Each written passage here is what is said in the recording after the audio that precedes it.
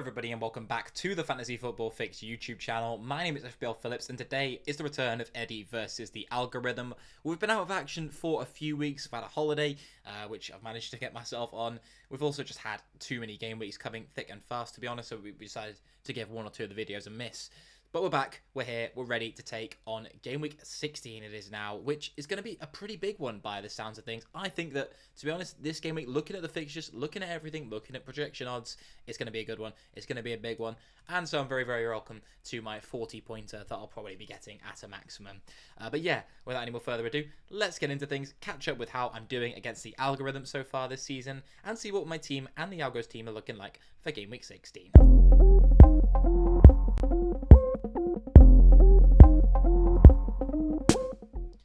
So here is the team. The algorithm did actually win the game week that we had last time out, which I think was game week 13 a while ago now, as now we're on to game week 16, of course. But it's 7-6 to the algorithm at this point, so I am behind for what feels like it might be the first time this season. Very, very close still, though, and I'm hoping I can get one back against the computer this game week. So before I can judge whether or not I fancy my chances of that, let's have a look at the algorithm team. In goal this week for the computer, it's going to be Verbruggen of Brighton. Not a bad pick, actually. I think Brighton have been okay recently. Certainly going forward, they've looked good. I think Karim Mitoma is definitely an option I'm very much looking at the moment, bringing into my FPL side. In terms of bringing in a Brighton defensive asset, I don't think it's going to be too popular. I think because of the goalkeeper situation, not many people are ever really keen to make goalkeeper transfers in FPL, as we know.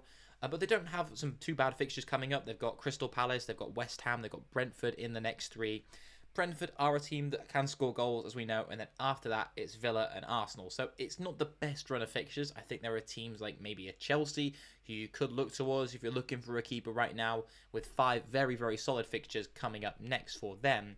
So maybe looking towards a defensive option from the Blues might be better than going for someone from Brighton, in my view. But for this week against Crystal Palace, it doesn't look too bad.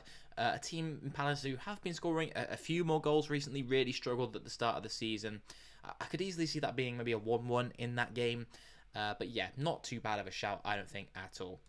In defence then, we've got Aït-Nouri, and then we've also got a double up on Arsenal backline, so we've got Saliba and Hurricane Timber. It looks like Gabriel's going to be out for another game week, so interesting to see the algorithm going with these two as Arsenal host Everton. Very, very nice chance of a clean sheet in that one, you'd have to say.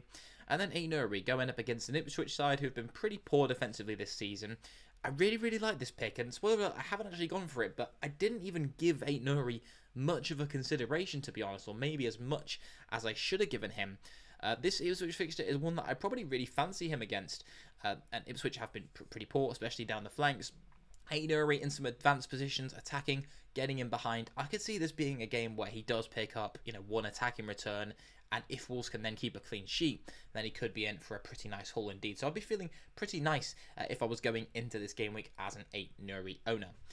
Let's move into midfield then and catch up with how the midfield 4 are getting on. It's the same usual 3 suspects that I think a lot of us are trying to get into our team at the moment, in the form of Mohamed Salah, Bukayo Saka and Cole Palmer, of course. And then the 4th man able to line up alongside these 3 for this game week, the honour goes to Justin Kluivert of Bournemouth. So not a bad pick. I think he's been in some good form recently. He has picked up quite a few returns from penalties and from the penalty spot, that's of course being said. But West Ham at home, if you're going to go for a Bournemouth attacker in any fixture, that looks like a pretty tasty one. So I don't hate that pick by any stretch of the imagination. And even, you could consider bringing him in. They've got West Ham this week, of course, and then United, Palace and Fulham up in the next 3 after that. And of course, he's on the penalties. So I really like the look of him. You've got Evan Nilsson up front, but with the penalties going in Kluivert's favour and his cheap price tag, not a bad pick, I don't think, at all. Everyone's raving on about Enzo Fernandez at the moment, but Justin Kluivert might be going a little bit under the radar. Let me know what you think of him in the comments for today. Can that be your one comment if you leave one? Let me know your thoughts on Justin Kluivert. Is he the best cheap midfield option to bring in right now? Because, personally, taking quite a strong look at him. And then finally, up front, the forward line. We're looking at a very, very bog-standard front line at the moment. Isak, Cunha and Chris Wood. So Isak looking Very, very nice. Newcastle have some nice fixtures coming up. Leicester and Ipswich in the next two. You have to say that he's a prime suspect to be bringing into your forward line if you're looking for a forward pick right now. It's Villa and United after that, so not even bad fixtures there in terms of an attacking perspective. Two teams that have looked very shaky at the back and have been shipping quite a number of goals, even though there'll be a grey or a red on the fixture ticker that the Premier League app provides. We've then got Cunha, who hasn't returned. What is it, since game week 13? I think he's been blanking a few times recently, and to be honest, the XG numbers haven't been there for him either. A little bit concerned myself, but if you're going to get a return in any fixture, you'd hope that Ipswich up next or Leicester after that are going to be the ones. So if you have him, my advice would just be hold him for now. Probably not the time to jump on him though, in my opinion. I think you could go for a better forward option, maybe looking a bit more long term. And then finally, we've got Chris Wood, who continues to just be a pretty consistent asset. Hasn't been scoring in as many hat-tricks recently, but Chris Wood just keeps ticking over. And as mentioned before, Aston Villa is not a bad fixture, especially at home for Nottingham Forest, where they are undoubtedly stronger. I think Wood is just a good pick. Very solid option. Maybe isn't going to grab a hat-trick. Well, you never know, of course. He is capable of doing that, as we've seen in the past. But yeah, I could easily see him getting a return or two in that one for Forest. Finally, then, we'll have a look at the bench, and we've got Johnson, Kerkez, and Murphy down there. So maybe a bit of foreshadowing for what my team is with at least one of the picks. And saying that, let's get in. 69 predicted points for the Algo team. Let's see if I can outscore that prediction with this side.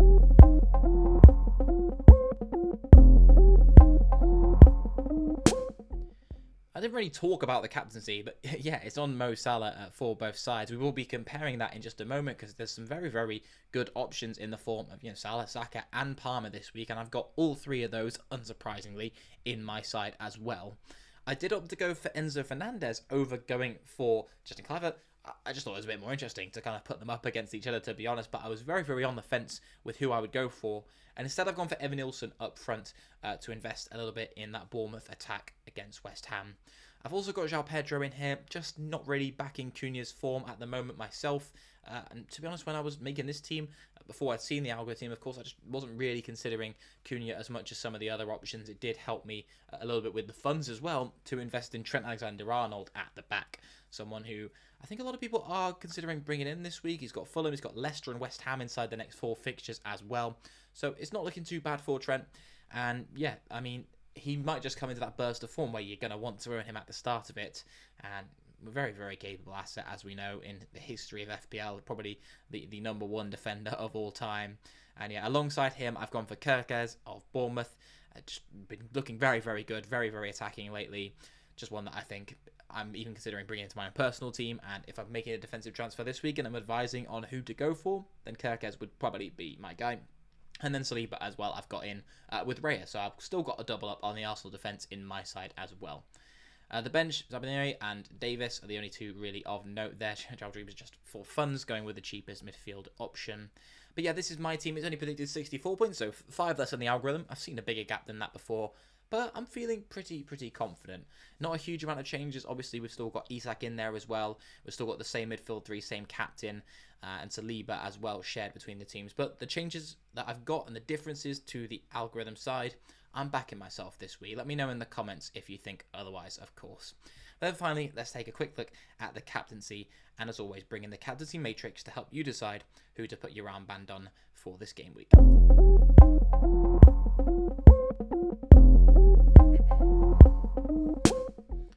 So obviously we've got Salah in here, we've got Palmer in here, we've got Saka in here, and then Isak is the man to join them this week. 4 very, very good fixtures for this game week. But the best of the bunch seems to be Leicester. If you look the 4th row down in this table, expected goals conceded, Leicester by far the worst, 2.10 per 90, with Brentford actually being the second worst, 1.82 per 90. It's interesting that Fulham, well, unsurprising if you follow along with the Premier League, really, that Fulham are the strongest defence of this bunch.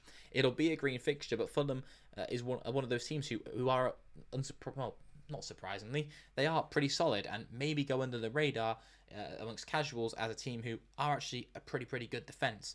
The data reflects that as well. So 1.21 expected goals conceded per 90 is the best out of these 4 defences, and Everton on 1.54 kind of in the middle. So it's looking good when it comes to Isak's fixture, not so good when it comes to Mohamed Salah's fixture in theory. The expected goals, however, when it comes to teams, Liverpool by far the best attack and Newcastle by far the worst attack, really. Chelsea are not far behind Liverpool, and Arsenal, again, kind of bang in that middle spot. Mohamed Salah, 9.28 expected FPL points per 90 for him as an individual. Far ahead of Palmer in second on 7.93, Isak all the way down on 5.01. So although he's got the best fixture, the whole potential from him lately, given Newcastle and his own individual performances, is not looking as good as a Mo Salah, which I think most people would agree with. And that's why a lot of the armbands will be stuck on the Egyptian King for this game week. He is just a consistent asset who can, rely on him from a penalty spot. You can rely on him from open play.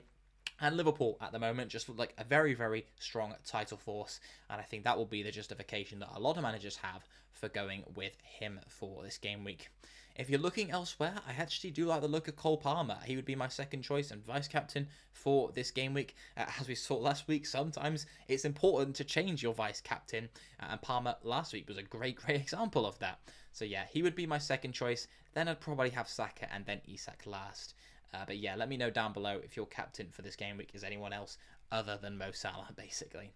But yeah, leave those comments down below that I mentioned earlier. Your thoughts on Cliver versus Enzo, and do you think I'm going to beat the algorithm team for this week? I would be appreciative of that if you do. Leave a thumbs up if you enjoyed the video, and of course, if you're new around here, please do consider subscribing to the channel to follow along with some more of our FPL videos. But other than that, I wish you the best of luck for this game week. May your arrow be green, and I'll see you hopefully in the next one. Goodbye.